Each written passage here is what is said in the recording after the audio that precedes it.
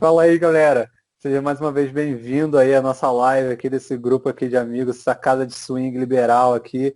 Estamos mais uma vez comentando sobre a política e coisas afins, mas hoje vai ser sobre política mesmo. Vamos falar aí sobre a reviravolta agora das expectativas para as eleições de 2022, graças a essa liberação do Lula para ele poder ser elegível e como isso impacta em todos os candidatos, né? Porque estamos falando de um peso pesado da política desde a redemocratização. Então, por isso, vamos começar isso daí, passando a palavra agora para o nosso amigo aqui, o Vitor, que já está esperando a sua vez nas falas. Então, gente, tudo bem? Enfim, estamos voltando aqui com Lula solto, é, com, com a justificativa que tá sendo alegada há anos de que o juiz é incompetente. Há anos se fala em juiz universal de Curitiba, que o Moro julgava tudo, tudo ia para o Moro e não fazia sentido nenhum isso. E agora, de repente, não mais que de repente, chega à conclusão de que, caramba, depois de 500 dias preso, talvez ele tinha razão mesmo. Ninguém entendeu até agora como isso é possível. Enfim, coisa de STF. Mas, realmente, o jogo agora está mais interessante. Então, sabe o que eu acho, gente? Eu acho que essa coisa de colocar o Moro como juiz incompetente, no caso incompetente no sentido jurídico, né? Quer dizer, que ele não era o juiz que deveria estar vendo a questão, não era na vara do Moro que a coisa devia ter caído. É, eu acho que é mais uma forma, talvez, até de dar uma salvada na figura do Moro, depois de todos os escândalos aí que a gente viu com relação a Vaza Jato, né? As mensagens que foram espalhadas, que a gente recebeu pelo Intercept e por outros veículos, né? E que mostra conversas bastante verossímeis entre o Moro como juiz e os procuradores da Lava Jato, que seriam conversas, como diz ali, como diria o Temer, pouco republicanas, né? Então, eu acho que talvez para não dizer assim, olha, o Moro, né, não deveria ter feito, cometeu crime, sei lá, colocar coisa num patamar desse, me parece que, como disse, né, o Vitor, foi trazido de volta à pauta uma coisa que desde o começo estava tentando ser discutida lá atrás e nunca foi, no fundo, nunca foi solucionada, né? Eu ia perguntar até a opinião do Vitor, com isso de juiz universal do Moro, né, ele não ter distribuído ou ter deixado pela própria natureza, pelas próprias regras do sistema jurídico, que os julgamentos, né, que fossem espalhados para as varas competentes, isso foi uma chance perdida, talvez, de se institucionalizar uma rede de combate à corrupção. Né? Essa personalização extrema da Lava Jato pelo Sérgio Moro acabou comprometendo a missão, né, que mesmo que a Lava Jato tenha cometido muitas outras irregularidades, fora essa do vício de competência, você tem uma rede maior assim de caça à corrupção. Eu acho que o primeiro ponto, quando você está conduzindo o processo, é evitar nulidade. Ainda mais no processo penal, que regra processual é a garantia do acusado. Você não tem essa coisa de instrumentalidade tão forte no processo civil. Então, você tem que evitar nulidade, porque a gente já houve outras operações no passado, a Castelo de Areia, é um caso bastante emblemático, de operação que foi trancada porque tinha nulidade. Né? A Castelo de Areia se baseava toda uma denúncia anônima, não se pode ter denúncia anônima, e então ela foi anulada todinha pelo STJ. Agora, a gente tem um problema de competência e anulam-se quatro sentenças, quatro processos, alguns já sentenciados, outros julgados em várias instâncias por vício de competência. E o que parece mais grave é, um país com um sistema recursal extremamente complexo como o brasileiro, com uma instância de julgamento inicial, mais uma instância de cassação, mais uma instância especial de controle de legalidade, mais outra instância de controle de constitucionalidade. E só se vê depois lá do quarto, quinto habeas corpus, na última, assim, é bizarro, né? Como é que tanta gente deixou passar um vício de competência desse? Isso se demonstra, isso é um erro judiciário imenso, ainda mais quando se pensa na repercussão política desses processos, quando se pensa que isso teve o potencial de alterar o resultado de uma eleição presidencial, que isso implicou em manter uma pessoa presa por 500 dias numa decisão com base em decisões nulas, e que, em razão de uma possível prescrição dos crimes, se negou o direito a um julgamento justo. Assim, isso é um problema com o qual o judiciário vai ter que lidar. É um erro crasso. Agora, quanto à construção de uma rede de combate à corrupção, eu não sei até onde isso era de interesse da Lava Jato, porque tanto Sérgio Moro quanto Deltan Dallagnol, em todo momento, eles buscaram instrumentalizar a Lava Jato para a promoção pessoal. Isso aí é um negócio que ficou muito claro. Eles se venderam às suas próprias vaidades.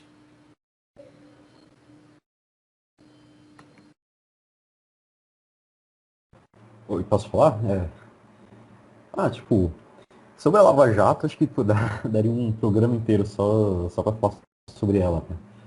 Mas, tipo, pra resumir, assim, eu acho que o Reinaldo Azevedo tem toda a razão sobre a Lava Jato, sabe? Tipo, que... assim, você pode falar que teve méritos, né? Eu não acho que foi tudo que nem o pessoal mais conspiracionista de esquerda. Não, foi tudo um plano de Washington para destruir as empresas brasileiras e... Tarará. Mas não, acho que foi realmente assim, uma operação de combate à corrupção que realmente expôs vários casos, assim, devolveu dinheiro roubado, né? Isso é real, tipo, não tem como negar. E acho que ele teve um mérito, assim, disso, de prender uns peixes grandes, assim, até de dar aquela sensação de que, pela primeira vez os caras, sabe, os chefões do crime estão sendo presos, que tipo, vocês sempre teve aquela sensação de impunidade no Brasil, que os poderosos nunca sempre saem impunes, né? Mas assim, tipo, você não pode. O Reinaldo mesmo fala, você não pode. Não vale tudo para acabar com a corrupção, né? Você não pode atropelar sabe, as leis e cometer um monte de irregularidades, né? O processo do Lula foi todo cagado, né, velho? Tipo, até deu razão para quem falava que o processo dele foi político, né, que foi uma perseguição política, assim, realmente, assim, todas essas cagadas, né, depois da Vaza Jato, deu razão para isso, né. E, não, até antes disso, assim, para mim, assim, a Lava Jato acabou quando o Moro aceitou o convite para ser ministro do Bolsonaro, né.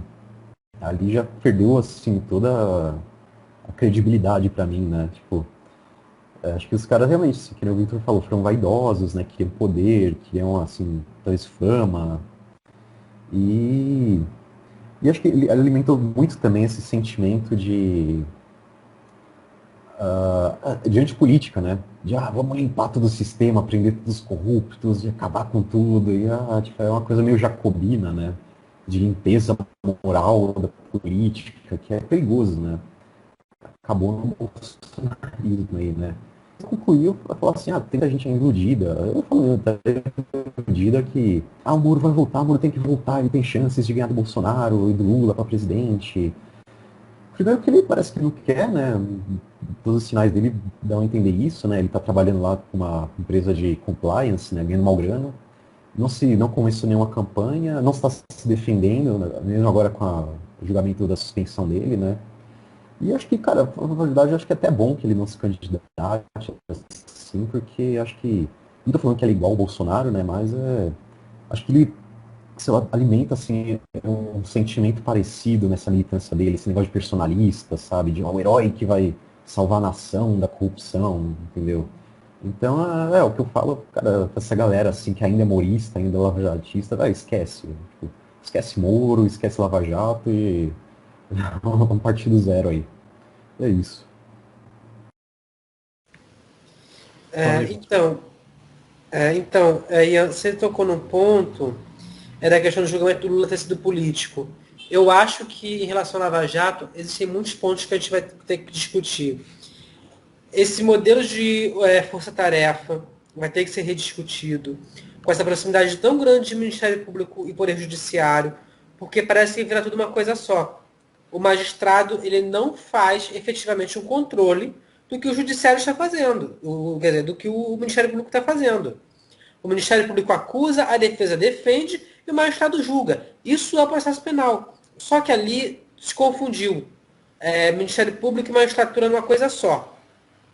Esse é o primeiro ponto. O segundo é que se criou um conflito de interesses que vai ter que ser tratado quando se falar em delações premiadas envolvendo questões de grande repercussão pública, que o Ministério Público tinha interesse pessoal em que houvesse a delação do maior número de pessoas possíveis. E os delatados tinham interesse pessoal em delatar o maior número de pessoas possíveis. Juntou-se a fome com a vontade de comer e saiu-se delatando e acusando gente à torta e à direita. O sistema político empresarial brasileiro inteiro foi delatado na Lava Jato. E muito em cima desse sistema de que o Ministério Público quer nomes a qualquer custo e o delator ele quer dar nomes a qualquer custo e ninguém está se importando se esses nomes realmente são de pessoas que possuem algum vínculo com corrupção mesmo, ou estão sendo jogadas ali dentro. Porque não havia controle. A verdade é que não havia controle disso. Até hoje, você pega a lista do Odebrecht, assim, tem muita gente ali que a gente não sabe se realmente todas aquelas doações elas têm um vínculo muito claro com corrupção. É um negócio muito nebuloso. A coisa é tão nebulosa que existem acusações que não fazem sentido.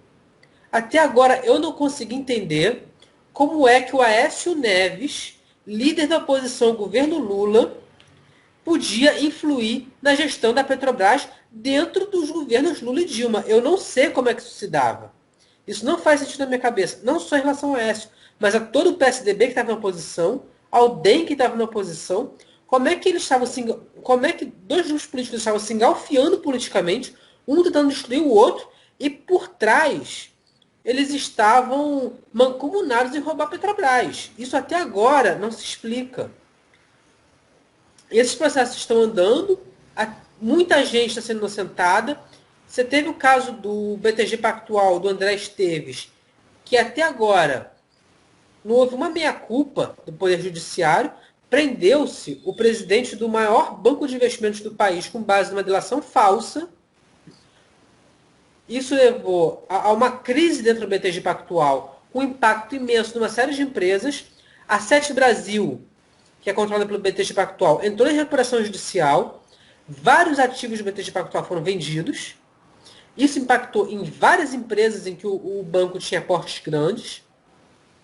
E simplesmente não se fez a meia-culpa. O judiciário não parou para fazer a meia-culpa até agora do tamanho do estrago que se causou numa delação falsa. Então, assim, a Lava Jato ela traz uma série de problemas que vão impor ao judiciário uma autocrítica muito pesada e um processo de aperfeiçoamento desse tipo de investigação, porque não dá para ser dessa forma. Não dá para você implodir a política de um país que estava no meio de uma recessão e caiu num Game of Thrones fomentado por uma operação judicial que não acabou até hoje. Até hoje a gente está no verdadeiro Game of Thrones, no meio de uma crise fiscal, no meio de uma crise sanitária.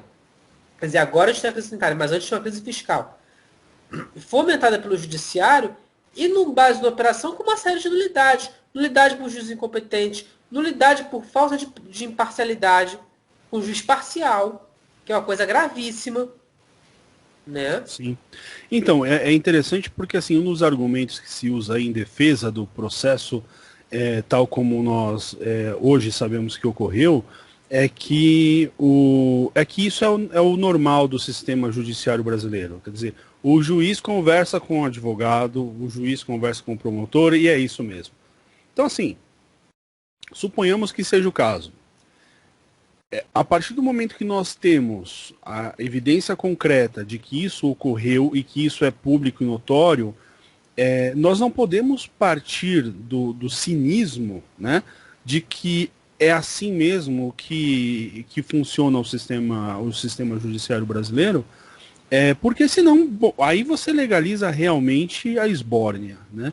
Então, assim, eu acho que a partir do momento que fica comprovado que é um juiz parcial, é preciso que haja sanções. Porque o Brasil é um caos, em parte, porque nós não temos sanções, né? Tudo assim, não pode. Não pode, é pandemia, hein? Não pode andar na rua. Tá, mas eu vou andar na rua. Ah, tá bom. Então não tem como. Porque se você coloca uma regra, você coloca uma norma, a norma precisa ter uma sanção para que ela seja válida e efetiva do ponto de vista real, né? Então, assim, se a gente vai partir do princípio, é assim mesmo que acontece no judiciário e deixa para lá, isso vira uma esbórnia. Então, é preciso haver uma punição. E eu acho que, assim, não a parte jurídica, realmente, eu não sou, né, nada especialista. Mas eu diria que houve aí uma espécie de demanda pela delação, né? Então, assim, você quer delação? O que você quer que eu vou delatar? Eu delato. Você quer o quê? Que eu delato o quê? Né? E aí entra num processo um pouco vicioso, que é o processo da tortura. Por que a tortura não funciona? Por que a gente aboliu a tortura, além dos motivos humanitários, também por motivos técnicos, digamos assim, né? De que ela não tem, você tortura uma pessoa e ele denuncia ou delata ou confessa qualquer coisa, né? Uma pessoa sob tortura confessa qualquer coisa. Então, todos aqueles processos, por exemplo, clássicos da Inquisição, em que você tortura o cara até que o cara, sim, eu vendi minha alma pro demônio. Porra, né? Isso é evidente que é uma fraude. Só que se você tortura o cara até um momento, o cara realmente ele vai dizer, sim, eu entrei eu fiz parte do esquema do PT, o Lula, eu dei dinheiro pro Lula e não sei o que lá e tal. Então, assim, não defendendo, né, o Lula, mas assim, o fato é que até agora não há prova. Infelizmente, porque eu acredito que houve a corrupção, né? Não necessariamente uma corrupção do Lula, mas do PT, né? E parece que temos um participante novo aqui, hein? Entrou alguém aqui? Sim. Olá, Jennifer. Oi, isso, eu sou amiga do Cassiano. E aí, Jennifer, seja bem-vinda. Estamos discutindo aqui as baixarias da política nacional. E a gente está falando aqui sobre esse negócio aí da Vaza Jato e dos escândalos que aconteceram, que a gente, por conta das informações que vieram à mídia. E parece que rola uma espécie de, só para finalizar a minha fala, e eu vou deixar a Jennifer se apresentar, tá? Parece que rola uma espécie de, como fala, caça às bruxas. Sabe aquele lance, caça às bruxas? Tipo um lance meio sociológico, que é todo mundo falando, não, queremos sangue. E aí a gente produz bruxas. A gente produz, né? Sim, com certeza. Diz aí, Jennifer. Eu sou meio tímida. É que eu gosto mais de ouvir, assim, pra acrescentar, né, no meu pensamento e, tipo, ouvir opiniões diferentes. Então tá bom. Jennifer, aqui a gente respeita até a opinião de pessoas tímidas. O Ian é mais tímido que todo mundo aqui, né, Ian? Quem que é Ian? Peraí. Eu tô vendo duas pessoas apenas. Só duas? Isso. Um cara com uma barba muito bonita e eu acho que o Ian. Eu sou de óculos e sem barba. Não, acho que o cara da barba muito bonita deve ser o Vitor. Isso, Vitor Gustavo. Poxa, olha só. A gente não tá te vendo, você não quer ligar a câmera? É que eu tô me trocando, eu acabei de sair do banheiro. Ah, mas é por isso, aí tá perfeito. É o momento certo de você ligar a câmera. Não é verdade? Então, eu pedi uma pizza. Aí eu tava no banho e a pizza chegou tipo uns 20 minutos antes. Aí chegou em 5, 10 minutos. Daí eu saí só de toalhinha lá, O pegar sonho a do pizza, entregador. parecendo uma doida. Assim que começa alguns filmes bons que eu vi. Pois Aliás, é, eu- uma coisa bem... Então a gente vai dar prosseguimento aqui enquanto você se troca e aí depois você abre a câmera pra gente conversar. Aliás, só falar, eu descobri onde que é reações e ia levantar a mãozinha. Oh, Agora sim. vi. Tá bom. E eu ia só falar uma coisa, se alguém tiver. A gente podia ir para a próxima pauta, né? Que é as eleições, candidatos de 2022. Vamos e falar sobre só o discurso do Lula, que inaugurou esse quadro? Só falar uma coisa Gente, que só quem. quero só falar uma coisinha, só pegando o gancho, uma coisa que o Cássio falou, que é sobre as conversas dos advogados e dos promotores com os magistrados. Assim, conversar, o magistrado ele conversa com todo mundo. Qualquer pessoa que queira marcar uma audiência com o juiz, com o desembargador, vai conseguir. Para discutir um processo, ele recebe todo mundo. Até porque é a função dele receber as pessoas e ouvir as pessoas. Agora, o magistrado, ele tem que te ouvir. Obviamente, ele pode fazer perguntas sobre isso para poder entender a sua opinião, entender a sua posição.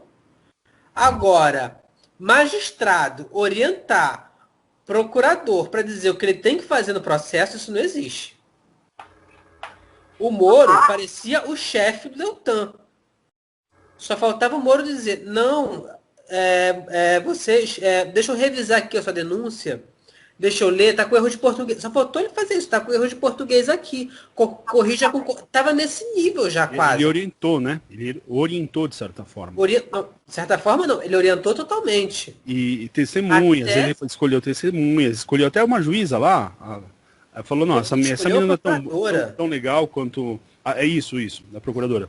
Essa menina não é tão legal aí pra falar, põe outra aí, que essa aí não é boa e tal. Sabe? Isso aí foi o cúmulo. Não é o nível de conversa que o magistrado tem que ter com uma das partes. Mas, Vitor, eu acho assim, a gente vai se encaminhar agora para a questão política mesmo, política partidária, né, da eleição. Sim. E eu acho que a gente podia fazer uma passagem breve sobre o discurso do Lula, que foi o que inaugurou o quadro político que a gente está agora, né? Foi, digamos assim, a coisa nova, a notícia, a nova acontecimento que trouxe esse quadro novo que a gente... Alguém quer comentar alguma coisa? Dizem que o Lula colocou ordem no cenário político. Eu vou falar o Alex uma coisa rápida. Podia falar. O Alex está com a mão levantada e daqui a pouco ele terminando você fala, tudo bem? Beleza. Vai lá, Alex. Beleza, então, o que eu queria comentar, se você não tivesse puxado esse gancho, que o Ian primeiro tentou puxar, agora você, Cassiano, eu também tentaria puxar para poder a gente falar dessa parte das eleições, até porque o Vitor, basicamente, ele teve um momento aí que ele resumiu a pesquisa da PUT, falando que o Brasil perdeu 170 bilhões de reais graças à Lava Jato. Mas, brincadeiras à parte, sobre essa questão da eleição, eu gostei muito do comentário que você fez agora no final, dizendo que através da sua entrevista, ele organizou, ou no caso, reorganizou o cenário político para 2022, né? Ele acabou mudando em 2022 as forças estarem mais unidas, sejam elas de centro, sejam elas de direita, sejam até uma força de esquerda alternativa ao PT, ou até as forças de esquerdas se aglutinarem em torno do PT, muitas das vezes. E o que acontece? Se você tem um cenário de 2022 parecido com 2018, nos seus prováveis candidatos, ou seja, desconsiderando a elegibilidade do Lula, que era uma coisa até semana passada, isso significa que em 2018 a gente teria uma eleição novamente pulverizada. Porque muitos partidos continuariam acreditando na derrocada do PT, a ponto de ele não ir para o segundo turno. Isso faria com que vários partidos lançariam vários candidatos, e aproveitando a própria pulverização, o PT continuaria insistindo no candidato deles. Então seria uma eleição novamente bem pulverizada. Mas com a entrada do Lula, sabendo que o Lula é um peso pesado político, E para 2022, a gente tem também o Bolsonaro com um peso pesado da política, logo ocupando 2 vagas de 2, ou seja, os 2 candidatos que iriam para o segundo turno. Você tem essa questão de tipo, peraí, para bater 2 pesos pesados só se a gente formar um terceiro peso pesado, né? E além disso, para vencer um peso pesado, eu preciso fortalecer ao máximo o meu lado, minha chapa, para que eu não perca pro outro, porque antes da gente começar a gravar, a gente estava conversando aqui sobre as pesquisas eleitorais, as novas pesquisas, né? Mostrando que o Lula agora está começando a ficar já à frente do Bolsonaro, inclusive até no primeiro turno, dependendo da pesquisa. Tá sim. Sim, sim. Com isso, a gente vê que, tipo assim, para o Bolsonaro querer ganhar do Lula, ele vai precisar se moderar, como ele agora, de certa forma, está tentando. Trocou o ministro da Saúde por conta disso, apareceu de máscara por conta disso, apareceu com um globo terrestre por conta disso. Né? E ainda conseguiu ser racista, mesmo tentando ganhar aprovação. Exatamente. E por fim, essa guinada do Lula não é apenas porque ele reapareceu no cenário político, mas é também pelo que ele falou na entrevista. Né? Porque a entrevista coletiva dele demonstrou que ele não vai ser o medo das pessoas. As pessoas têm mais... As pessoas, de uma forma geral, a mídia de uma forma geral, e até a gente aqui nas nossas conversas de uma forma geral, muitos acreditavam que o Lula ia voltar com raiva. Né? Tipo assim, quer saber? O pessoal me fudeu, agora eu vou foder eles de volta. Mas no discurso dele, ele falou muita coisa que lembrou a eleição dele. Né? Tanto que ele falou que o José Alencar foi o melhor vice que o Brasil já teve, né?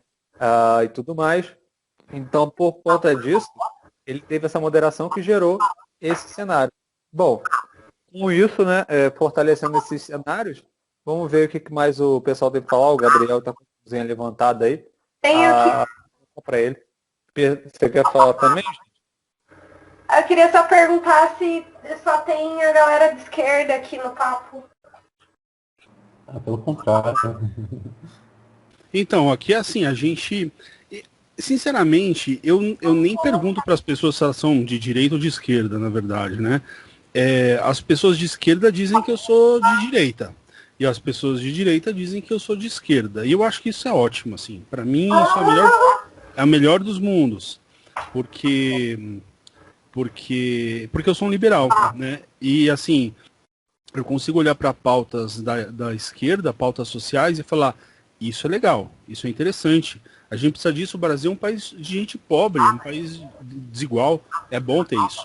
Mas eu também consigo olhar para questões de liberalismo econômico e falar, cara, isso é fantástico, eu quero esse Brasil aí, de mercado, esse negócio aí. Então, só que eu acho que, eu já até tinha comentado um pouco com o Ian sobre isso, que nós tivemos uma excelente oportunidade de dar um choque liberal no Brasil. Tivemos, acabou essa oportunidade. Eu acho que isso não vai voltar agora em 22. Porque a gente vai pegar, quando chegar em 22, a gente vai ter um país quebrado pelo processo de amputação gradual da perna, né? Que assim, quando você precisa amputar um membro, você vê onde que está a infecção, dá 2 dedos para cima e corta. Só que a política de governo é assim, a gente vê onde está a infecção, dá 2 dedos para baixo e corta. Ou seja, não adianta nada. A infecção continua se espalhando. Então, a gente não realmente tem todo o ônus de um lockdown, nada, de uma quarentena ou de uma política de distanciamento social, com todo o ônus econômico, mas nós não temos aqui os benefícios de que a gente poderia ter se a gente tivesse realmente uma política eficaz na hora de você fechar tudo, né? Tipo, igual a China. Fecha tudo, ficou ali fechado tudo, sei lá, 3 meses no máximo, não chegou a 3 meses, 1 mês mais ou menos, e depois você vai reabrindo gradativamente, e assim, o corte tem que ser drástico, porque se não for drástico, não é efetivo. né? Agora, se você vai de pouquinho, o resultado final é muito mais destruidor. E aí a gente vai chegar em 22 com um episódio muito favorável para a esquerda. Então, a gente tem que lembrar que o Alex ele expôs muito bem, né? Essa polarização Lula-Bolsonaro diminui o espaço disponível na disputa, porque a gente sabe que o Bolsonaro tem o eleitorado fiel dele e o Lula tem o eleitorado fiel dele que não abandona ele de jeito nenhum. Então, são praticamente duas vagas com altíssimas chances de chegar no segundo turno. E aí, quem está no centro ali, ou tem que se aliar a um dos lados, ou tem que todo mundo juntar forças para criar uma única alternativa de centro. Assim. Então, né, você tem a polarização, o Bolsonaro tem muitos votos cativos, o Lula tem muitos votos cativos. Se o centro quiser ter alguma chance de deslocar um deles e ganhar uma vaga para o segundo turno, ele tem que se unir. E essa anulação dos processos contra o Lula, ela acontece num momento extremamente inoportuno para o centro. A gente tem que lembrar que no começo de fevereiro a gente teve as eleições para a presidência da Câmara dos Deputados, em que essas forças assim da centro-direita, aliadas com a esquerda, tentaram emplacar um candidato à presidência da Câmara, né, o sucessor do Maia. O Maia bancou especialmente, foi o Baleia Rossi. E o Baleia Rossi, né, depois de bilhões e bilhões de emendas liberadas, o Bolsonaro consegue derrotar ou induzir a derrota do Baleia Rossi para o Arthur Lira, do PP. Então você tem um racha interno num dos principais partidos da centro-direita, que é o Democratas. O Rodrigo Maia se sente traído pelo presidente do partido, o ex-prefeito de Salvador, ACM Neto, porque o ACM Neto, 2 dias antes, reuniu a Executiva Nacional, que estava na chapa do Baleia Rossi e aprovou o desembarque da chapa do Baleia Rossi, deixou o partido independente, porque muitos deputados do DEM queriam votar no Arthur Lira. Essa é uma coisa. Então, no DEM, implodiu. Aí o Dória, agora para aglutinar o centro eu tenho que agir rápido. Aí o Dória faz aquela reunião no Palácio dos Bandeirantes, em que reúne a alta cúpula do Tucanato, e vem com a ideia, então, gente, para a gente revitalizar o nome do PSDB, para a gente ser de novo um partido assim, que faça a autocrítica, a gente tem que expulsar o Aécio. Aí, né, o Aécio, que ainda tem muita influência política dentro do partido, né, ganhou inclusive agora a presidência da Comissão de Relações Exteriores da Câmara, muita gente se revolta aquilo, diz que a situação no jantar, né, esses repórteres de bastidores, se escala. Aí esses revoltados contra o Dória do PSDB, né, o Dória que inclusive assumia a presidência nacional do partido, enfim. O Dória é uma grande história conflituosa dentro do PSDB, que a gente pode entrar nela daqui a pouco. Vários desses lideranças do PSDB viajam para Porto Alegre. O governador do Rio Grande do Sul, Eduardo Leite, também é do PSDB, e propõe ao Eduardo Leite que enfrente o Dória nas primárias do partido, ou seja, bem rachado, PSDB rachado. De repente aparece de um lado Bolsonaro, do outro lado Lula. O centro está com uma dificuldade enorme. Não é pequena a dificuldade do centro. Talvez não seja uma dificuldade, mas uma oportunidade. Assim, em relação ao DEM, é muito complicado e é muito delicado para qualquer liderança do DEM coligar com o PT. Entendeu? Assim, é muito, muito complicado. Porque são partidos que têm uma relação de rivalidade histórica muito mais que com o PSDB. E assim, o Dória, ele é um cara que chegou agora e quer subir na janela por conta do cacife do Campeonato Paulista. E assim, já tem um tempinho que isso já está causando, já tem um certo desgaste dentro do PSDB. E aí a gente acabou caindo nessa situação. Pode ser que a gente possa caminhar, talvez, para uma nova configuração no centro. Quem sabe um candidato de fora de São Paulo, um Mandetta da vida, ou um Eduardo Leite, Não sei. E assim, de fato, o Lula é um gigante. Só que a gente não pode esquecer que na política tudo acontece. Gigantes já naufragaram na política brasileira. Juscelino Kubitschek nunca conseguiu retornar à presidência da República, não emplacou o Teixeira Lott, não emplacou o sucessor. Ulisses Guimarães era muito mais gigante do que o Lula e teve resultado pífio nas eleições de 89. O Antônio Carlos Ribeiro de Andrade, governador de Minas Gerais, que era o nome que podia enfrentar o Vargas, nunca conseguiu chegar à presidência. Muita gente naufraga no meio do caminho. Então, não estou agorando. Não é agoro, mas muita água pode rolar ainda. E eu acredito que o centro pode se reorganizar. Ainda mais porque, nesse momento, eu acho que se criou uma contingência de emergência dentro do centro para ele se movimentar.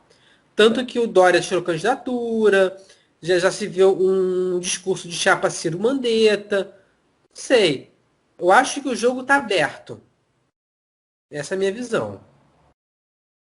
Então, eu só comentar rapidinho do discurso do Lula. Tipo, ele foi muito esperado, assim. Ele fez aquele discurso lá que foi vítima de perseguição e, pô, realmente agora ele até deu razão para ele as circunstâncias, né? Mas ela atacou todo mundo e tal.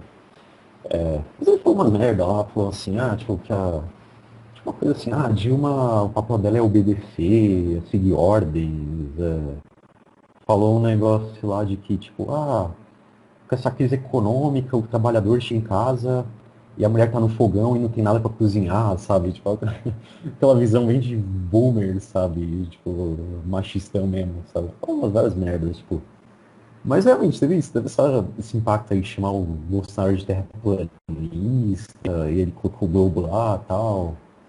Mas assim, eu realmente também pensava que ele ia chegar sangue nos olhos, foda-se tudo, assim, me sacanearam, agora eu vou foder com todo mundo, vou virar o Chaves e blá blá blá. Tipo, mas parece que ele tá querendo dar uma de centrista, sabe? Diz que ele tá sondando algum empresário, um liberal pra vice, sabe? O pessoal até tá especulando, será que ele vai voltar a ser o Lulinha Paz e Amor de 2002, acenando pro mercado, não sei o quê.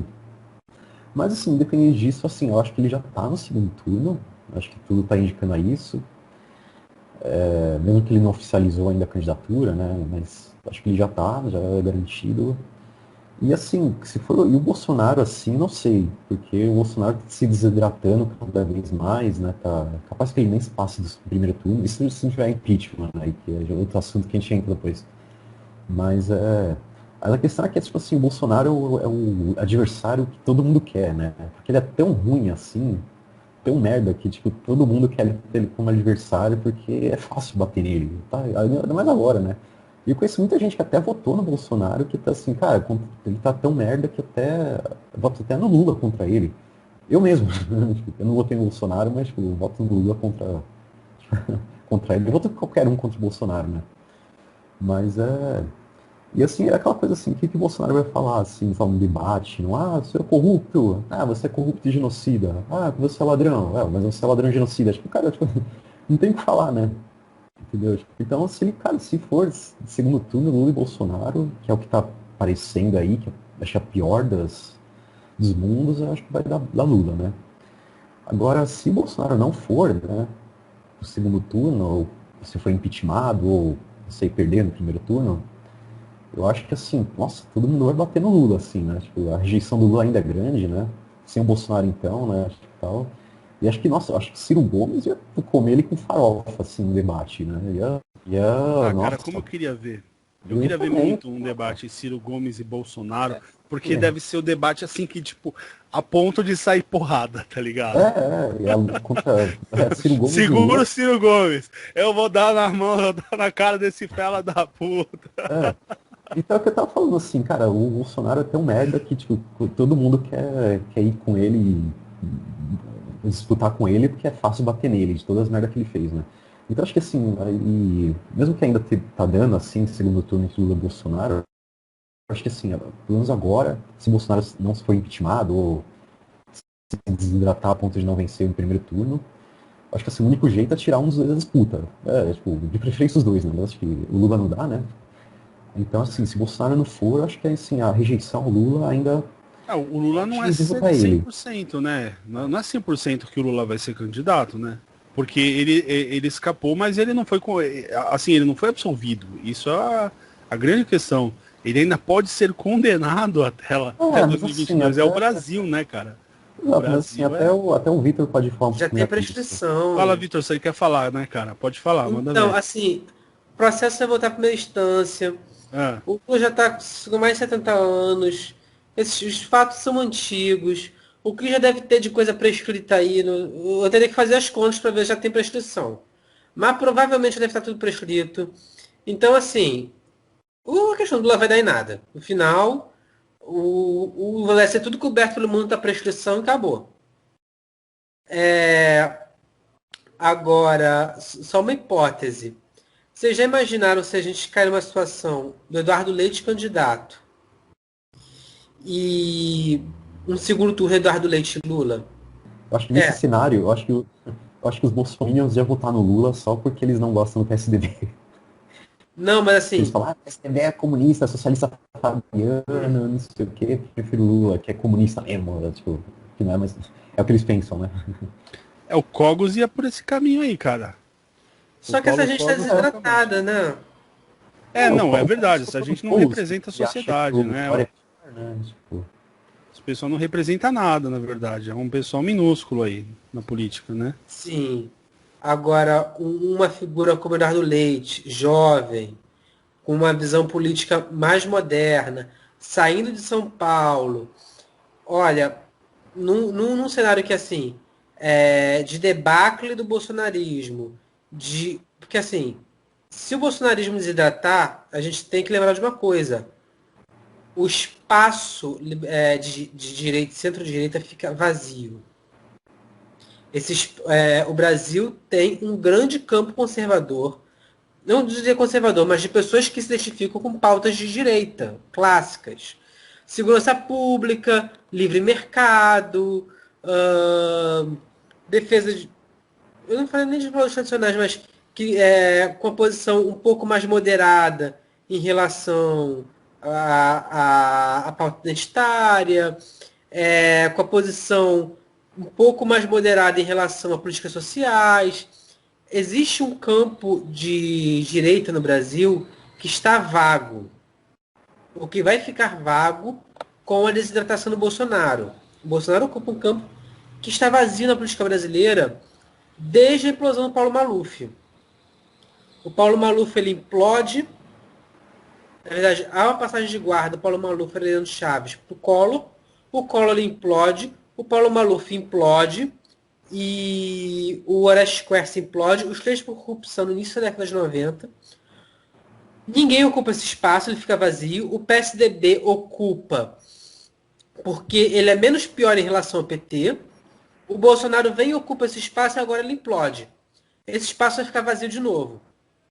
Se surgir um candidato novo com uma feição fora um pouco dessa coisa do Tucanato Paulista, que está com a imagem muito desgastada, ou de figuras que estão mais desgastadas, com um discurso liberal ou de direita moderada, vai ocupar um espaço muito grande na política brasileira. Um espaço gigantesco. E aí seria uma questão de se discutir. Uma pessoa dessa enfrentando um Lula ou enfrentando o mesmo Bolsonaro, eu não sei no que sairia. Assim, esses eleitores estão órfãos totalmente, né? Porque é uma galera que votou no... Assim, tem os moristas, né, que eu comentei mais cedo. Tem a pessoal dos liberais na economia, que votaram no Bolsonaro pelo Guedes, né? Os bolsominions que ainda são, nem vou comentar, né? Porque é uma minoria de maluco, né? Mas realmente tem o pessoal mais de classe média, que se identifica mais com o liberalismo econômico, esse pessoal tá órfão, né?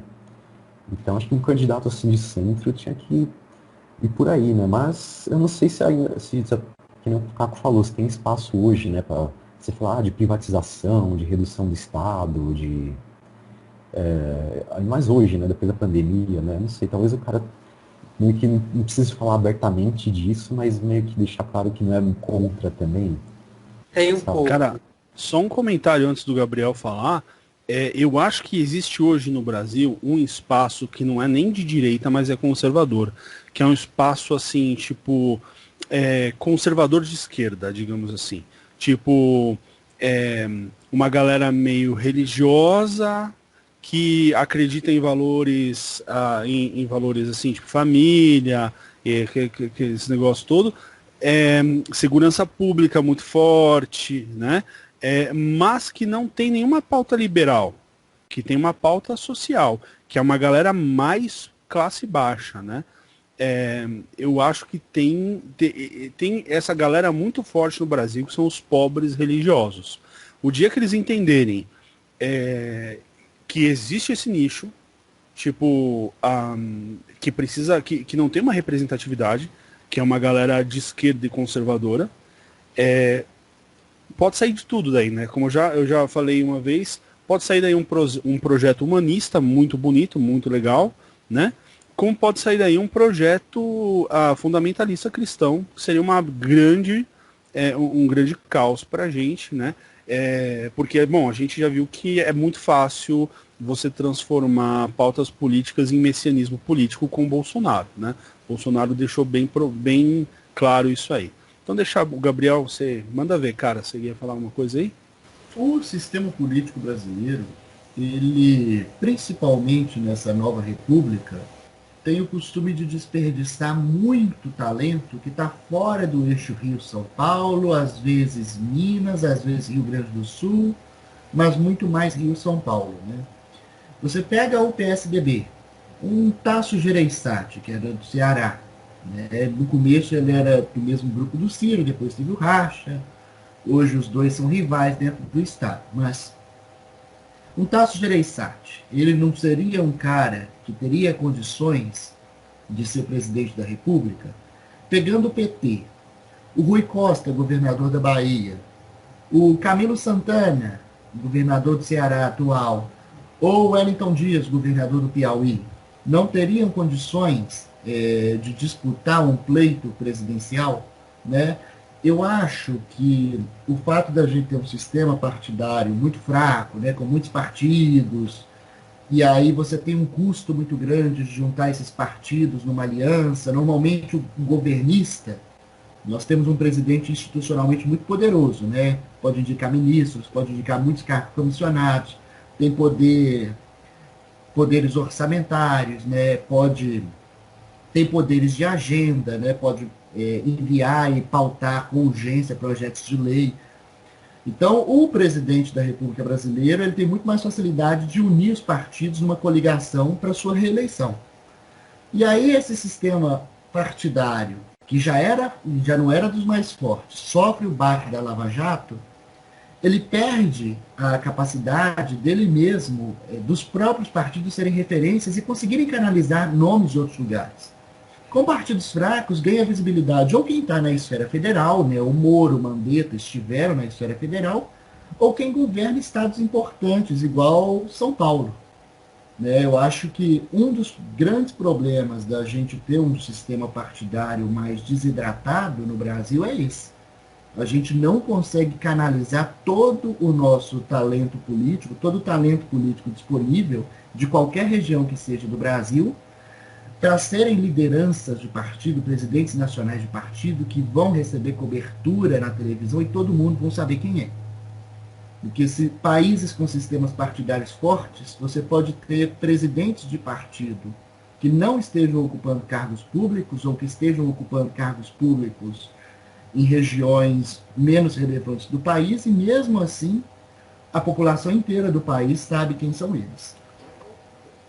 Perfeito, vou aproveitar o gancho aqui então para falar. E antes de falar exatamente o que eu quero, eu vou agradecer essas falas aí, que foram fenomenais, porque vai complementar tudo o que eu quero falar agora. Vou pegar gancho a partir disso. Começando pelo o que o Cassiano falou, que é dessa questão de como essa massa que não tem uma identidade política partidária própria aqui no Brasil, ela já passou por diversas lideranças, e no final ele citou que pode elevar tanto a liderança de um político que vai trazer uma política mais sustentável e tudo mais agregadora, mais moderada, para agregar todos esses, né, como faz a Angela Merkel na Alemanha, né, aí eu já acrescento, que foi o caso talvez da Marina em 2010, 2014. Mas esse mesmo público, não vou dizer totalmente, mas parte desse público que votou na Marina em 2010, 2014, esse público votou no Bolsonaro em 2018. E eu falo por experiência própria, por conhecer várias pessoas religiosas pobres, porque eu vim dessa fração da sociedade, né, que votaram com força, fazendo campanha para a Marina em 2014, 2018, em 2010, 2014, mas em 2018 estava apoiando o Bolsonaro, né? Sobre o que o Vitor falou sobre a questão principalmente do PSDB, né? Você tem aí a possível candidatura do Eduardo Leite e tal, por ele ser uma figura jovem e tal. Ele tem muitas características que o Collor teve em 89, né? Isso pode fazer com que ele se eleve para a política. De fato, ele pode ser um diferencial, mas eu não sei se seria suficiente para agora 2022. Talvez. Vai depender de como vai ser esse caminho até 2022, né? Porque vamos ver como é que ele vai aparecer para o resto do país. Ele não é muito conhecido nacionalmente, né? Vamos ver como é que vai ser, se o PSDB vai arriscar. Eu acho mais fácil essa eleição de 2022, o PSDB não arriscar tanto, né? Preferir fazer parte de uma coligação que seja mais vitoriosa e tal. Talvez no máximo indicar um vice, porque até pelo fato do Eduardo Leite ser novo, ele tem chance de, se não nessa eleição, ele assumir esse posto em 2026, por exemplo, né? Basta com que seja feita uma campanha em cima dele sobre isso, o que eu acho que tem total capacidade. E por fim, complementando o Gabriel, que ele falou sobre os políticos fora do Sul-Sudeste, né, principalmente fora de São Paulo, Rio Grande do Sul. Ele falou São Paulo, Rio de Janeiro, mas eu falo São Paulo, Rio Grande do Sul, são de onde sai a maioria dos políticos à escala nacional, tanto que o Bolsonaro é meio que uma exceção, né? Porque se você pega Lula, politicamente São Paulo, mas tem nascido em Pernambuco. Alckmin, politicamente São Paulo. Serra, politicamente São Paulo. E por aí vai. Né? A maioria, não todos, mas a maioria dos políticos, FHC, politicamente São Paulo. Aí você pega o Eduardo Leite, politicamente Rio Grande do Sul, Manuela Dávila, politicamente Rio Grande do Sul. Na história longa do Brasil, a gente tem Getúlio Vargas, a gente tem Brizola e por aí vai. Então, São Paulo e Rio Grande do Sul sempre dominou. Claro que tem políticos que vieram de Minas, do Rio, que aí eu botaria num segundo escalão, né? Minas sempre muito bem representada, mas nunca com muito figura paternalista em cima. Talvez só o JK de exceção, né? E o que eu quero acrescentar sobre isso? Que eu concordo totalmente que, porra, se seria sensacional se o Rui Costa fosse o candidato do PT, já que muita gente elogia o Flávio Dino, apesar da popularidade dele hoje em dia já estar se esmiuçando um pouco, mas como ele agrega vários fatores de já ter sido juiz, já ter sido legislativo, já ter sido executivo, é um cara religioso, etc., ele às vezes poderia ser um bom vice, né? Se vier um candidato mais à direita e botar ele como vice mais à esquerda para fazer uma chapa de União Nacional mais ao centro, apesar de eu achar que ele não é tão ao centro assim para ser visto desse jeito, né? Mas enfim, aí o que eu finalizo para falar depois disso tudo é que essa chapa a única chance do centro, né? No PSDB, do DEM, de um PSB, né? Porque o PSDB ele estava namorando com o Ciro desde do meio da eleição de 2018 para chegar agora atualmente, ele já está pensando novamente em lançar uma candidatura própria ou não, se ele conseguir um bom candidato. Né? O sonho do PSB hoje em dia é lançar o Joaquim Barbosa, mas o Joaquim Barbosa não quer. Né? Então ele fica caçando aí candidatos, já pensou até em trazer o Flávio Dino para o partido para poder lançar o Flávio Dino, enfim. Uma união de um DEM com o PSB, cara, ia ser fenomenal. Imagina uma chapa tipo Joaquim Barbosa e Mandetta, algo do tipo. Ia ser uma chapa que ia conseguir agregar vários setores e, na minha opinião, seria uma chapa que conseguiria riscar, principalmente o Bolsonaro do segundo turno. Não diria nem o Lula, porque o Lula está numa vertente crescente e tende a continuar crescente por um bom tempo, porque ele voltou agora para o cenário político. muitas pessoas ainda estão descrentes que ele vai ser candidato de fato em 2022. Então a tendência dele é só crescer. Não que eu queira que ele seja eleito, mas eu também não quero que o Bolsonaro seja eleito, né? Então a gente tem que batalhar por essa força mais de centro que pegue um pouco mais dos liberais. Não apenas que acene para os liberais, mas que de fato tenha princípios liberais.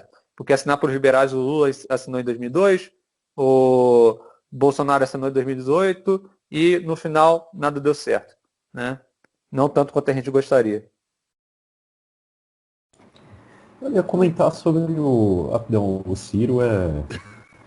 O problema dele é que ele é de esquerda, né? Tipo, não que isso seja um problema em si, mas assim, o eleitorado dele votaria no Lula contra o Bolsonaro, né?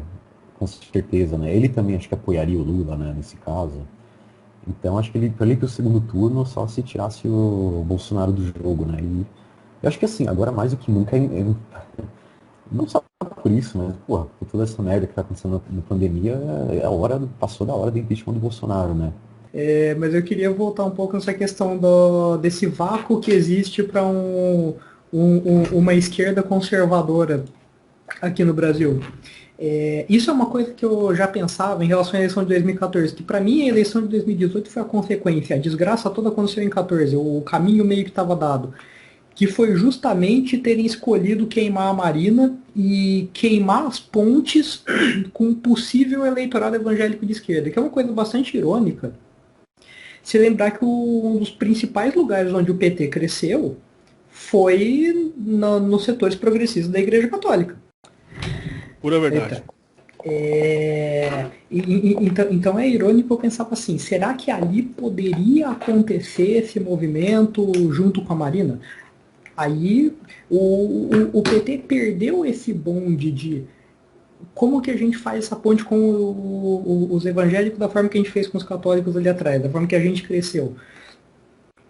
Né, e foi full progressista universitário, né, consolidou muito mais essa imagem nessa discussão de costumes. E aí eu fico pensando, isso que o Alex comentou, eu vi também gente que tinha votado na Marina em 2014 e tá bolsonarista, né, até o tutano hoje. Então, às vezes eu fico pensando assim no que poderia ter sido. E aí eu pensei, será que morreu a possibilidade? Mas isso que o Caco apontou. Esse público ainda existe. Ele não está órfão. Não são todas as pessoas que estão nas igrejas evangélicas que querem destruir terreiro, esse tipo de coisa. Então, talvez ainda tenha aí uma possibilidade, né? Tenha fortuna, vou colocar no termo do Maquiavel, precisa alguém com virtude para ocupar esse espaço? Bom, a gente só para encaminhando para a finalização do nosso debate, eu vou deixar o Vitor fazer a sua última fala, mas a gente tem que lembrar que isso é uma pesquisa hoje que aponta, né? A gente sabe que pesquisa é uma fotografia de momento, mas é interessante saber que aponta a Lula como maior intenção de voto no primeiro turno contra Bolsonaro, né? E no segundo turno vence Lula contra Bolsonaro, vence Ciro contra Bolsonaro, vence um saco de lixo contra Bolsonaro, vence um jumento contra Bolsonaro, tudo. É interessante ver como que a coisa chegou a esse ponto por conta da inépcia, né? De lidar com o governo, de ser uma coisa assim. Acho que muita gente que eu conheço realmente que votou em Bolsonaro, poucas, não estão perplexas com o que estão vendo, né? Tipo assim, eu não sabia que ia ser isso, cara. Eu só queria tirar o PT. E eu entendo a galera que falou, só queria tirar o PT, eu também queria tirar o PT, né? Tanto que eu fui lá no impeachment lá, né? Então, a galera não imaginou que Bolsonaro ia ser o que ele é. E, bom, como vocês sabem da história, eu fiz parte dentro desse grupo de pessoas, né, mentalmente desequilibradas que fundaram esse movimento bolsolavista, né? Então eu estava no meio daquele negócio quando eu vi que aquela galera estava criando esse cenário e eu falei, não, velho, isso vai dar uma merda. E eu saí, né, e tal. Mas é muito difícil uma pessoa lá em 2018 ter conseguido ver o que era Bolsonaro mesmo.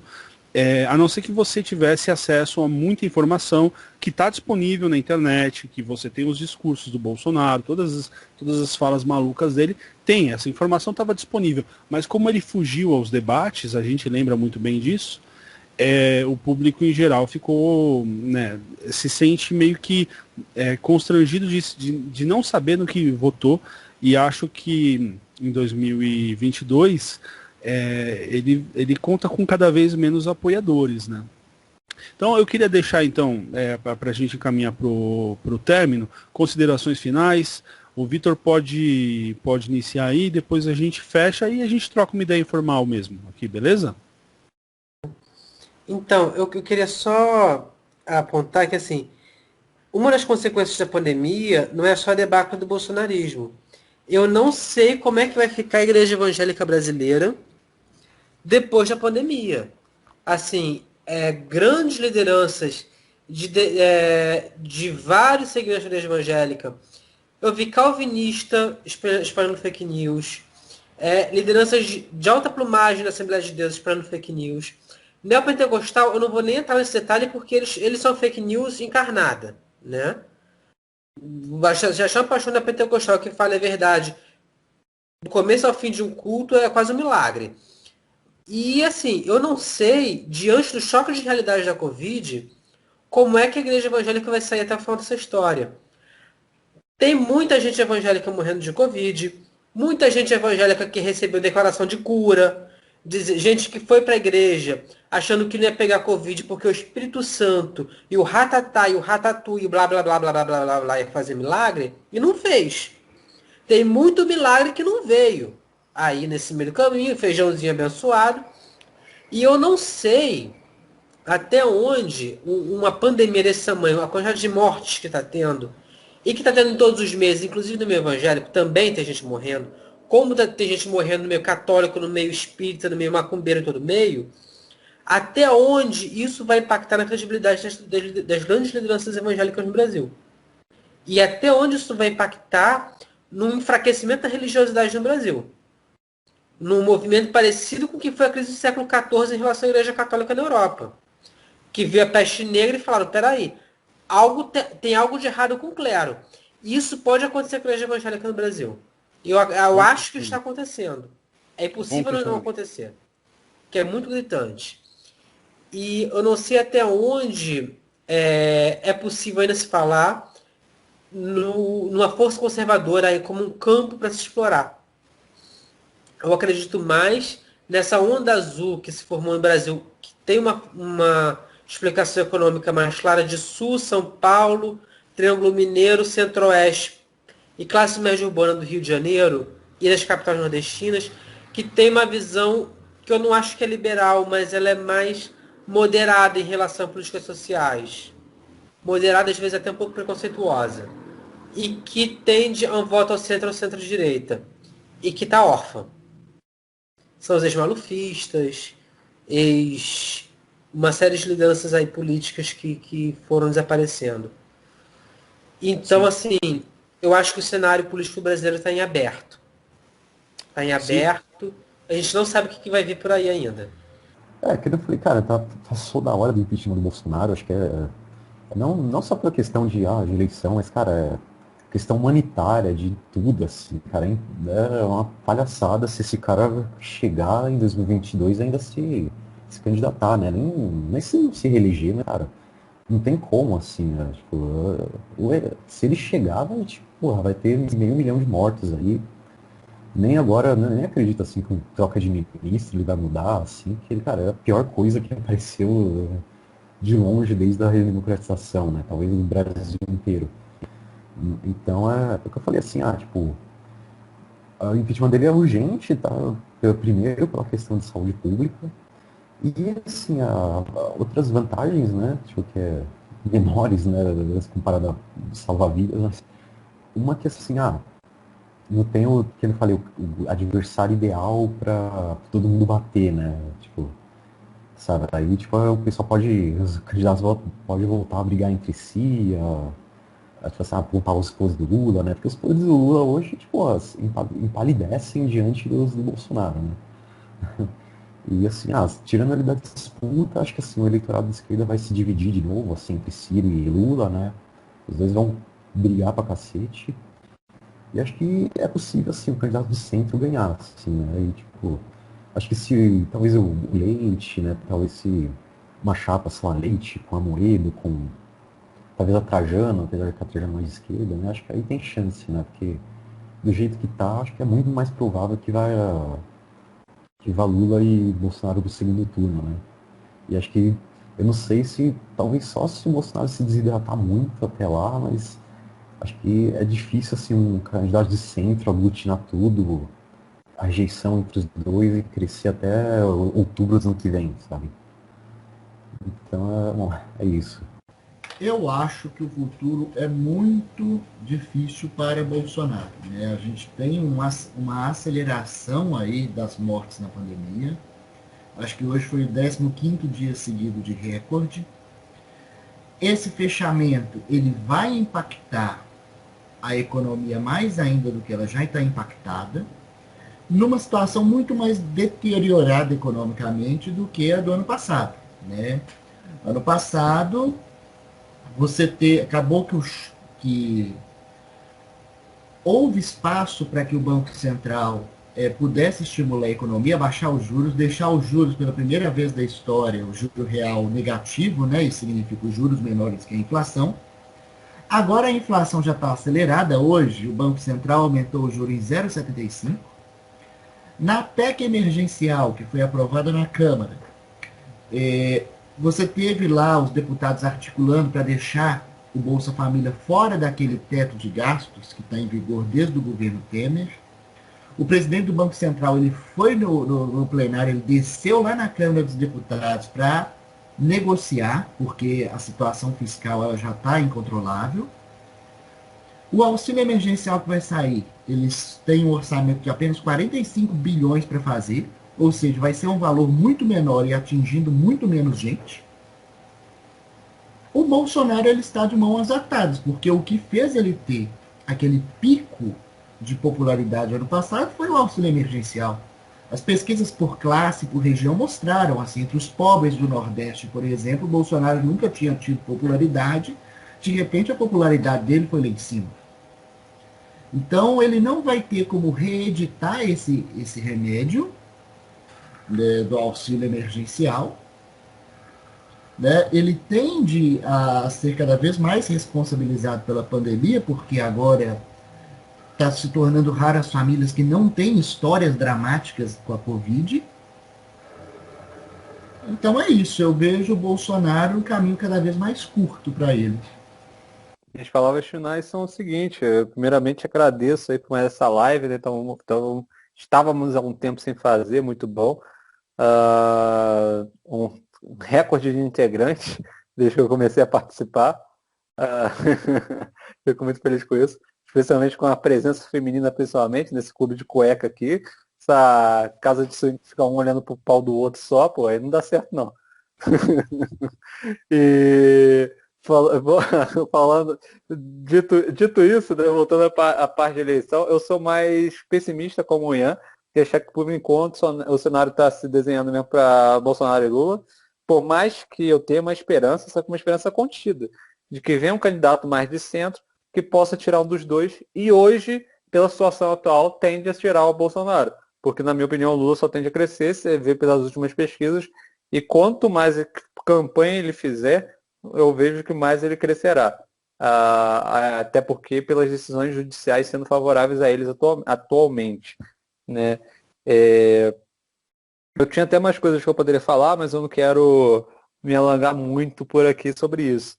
Então é isso. Boa noite a todos. Agradeço mais uma vez o convite de estar aqui e que não tardemos juntos a fazer uma próxima live.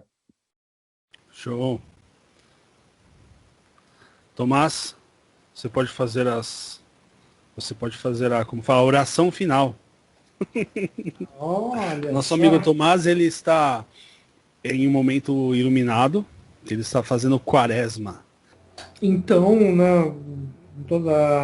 agradecer aqui o espaço, dar as boas-vindas pra gente, porque participando, né, não falo muito agora, mas normal, leva um tempo aqui para se soltar mesmo, vai ser bom. De novo, espero que a gente também não tenha um hiato mais tão longo. Sim. Só seus pontos, eu também tenho a posição de que muito provavelmente Bolsonaro vai para as eleições e eu acredito que vai perder, o que seria uma primeira vez que um candidato a presidente perde a reeleição, já seria algo interessante. Né? Claro que eu gostaria que a coisa avançasse antes, mas não sei. Tem alguns movimentos aí no Centrão que você fica pensando, será que o tempo dele está acabando? Tem mérito nisso, mas eu ainda estou indeciso e até um pouco pessimista. Né? Mas eu acho que é isso, que já falou o que tinha que falar, então muito obrigado a todos que assistiram, a participação de vocês. É isso aí, valeu, falou. É isso aí, gente, valeu, obrigadão pela participação de todos vocês, né, na live aqui, a live mais liberal do Brasil. E aguardo vocês aí para a próxima, né? E aguardamos as cenas dos próximos capítulos.